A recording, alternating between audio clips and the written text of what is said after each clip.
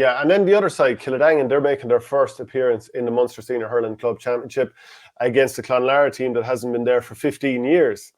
And I spoke with Shane Brophy on Tipcast yesterday about this, so you can check that out if you like as well.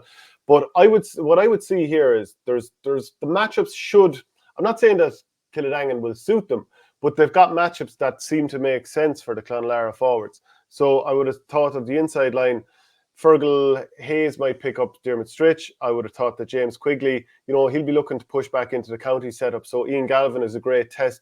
So he'd probably be looking to do well there. Michael O'Loughlin, I think, is the other corner forward. Maybe David Sweeney would pick him up half forward line then. I think Joe Gallagher going on John Connon is the one that, in terms of like physical matchup, that would make sense. So he could go on him, whether he's wing, whether he's in centre forward. Now, if he moves into full forward, you'd obviously do a little switcheroo at that point.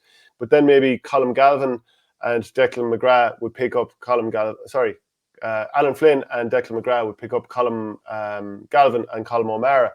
So I would have thought from that point of view that Kiladangan with really good forwards in the first place, they'd feel like we've got matchups that make sense. We mightn't win them all, but, it's not like mismatched City, or it shouldn't be.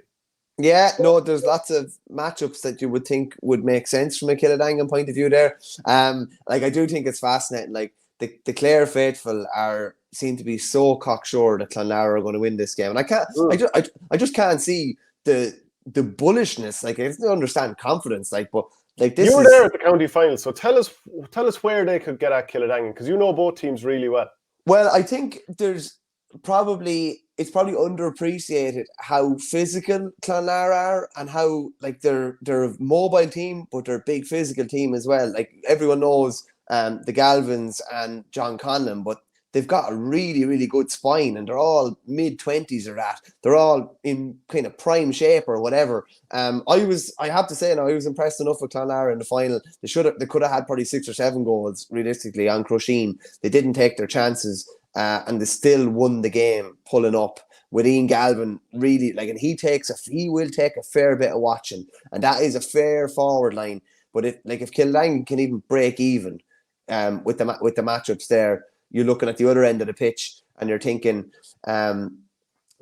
with Billy Seymour, with Willie Connors. Like, the longer this season goes on, the better you'd imagine. Yeah, Willie Connors is going to get. Sean Hayes is going to get as well. As far as I know, Willie Connors is back with Tip as well. That's the word in the grapevine. And he probably would have been there for the last. What about Alan Flynn?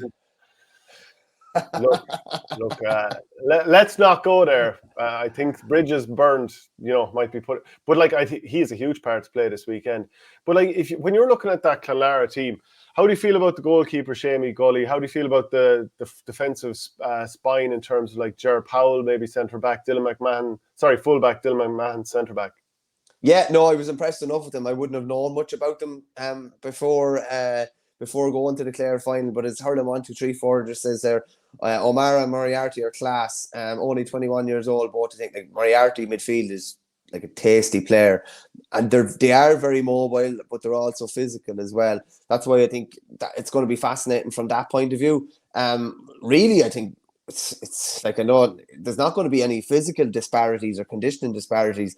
It's going to come down to greater hurling now, and that's basically Tip versus Clare. So that is absolutely beautiful. It's set up beautifully. And a 6 Mile Bridge man is over Kiladangan in John O'Mara, so he really should know the 6 Mile Bridge team very well. Clonlara team very well. You'd imagine so, yeah. I'd imagine even following his own club the last couple of years, he would have seen them at fairly close quarters. I think Kiladangan will come through. I think it'll be tight, but I think they'll come through. It's obviously their first foray into Munster as well. I think they'll want to make up, they would have loved the crack in 2020.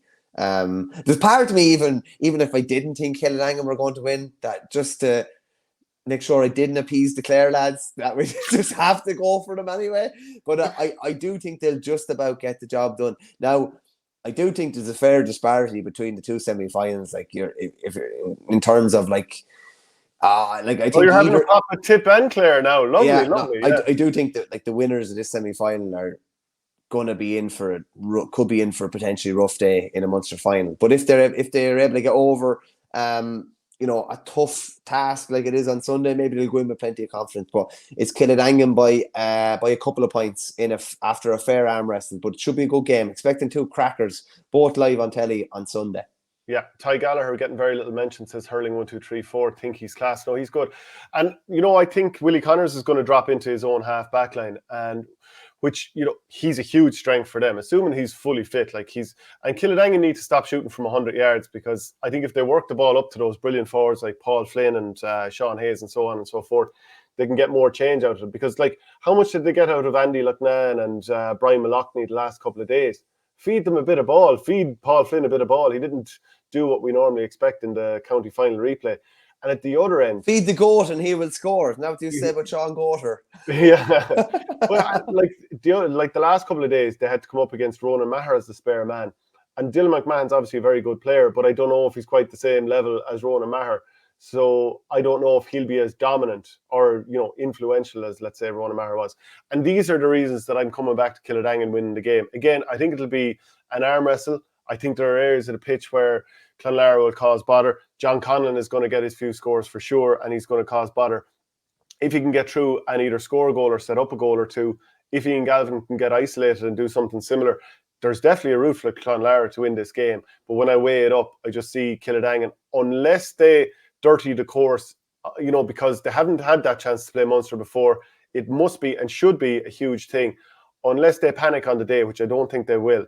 That's the only reason that I'd see them not performing. And if they perform based on how we're talking, I'd lean towards them.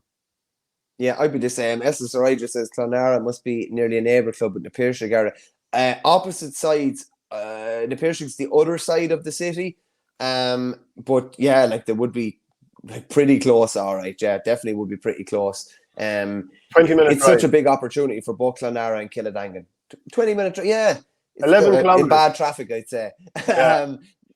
Yeah, but such an opportunity for the two of them here. Clonlara haven't been in Munster in 15 years. Kiladangan have never been in Munster before. One of them is going to be in the Munster final come 4 o'clock Sunday.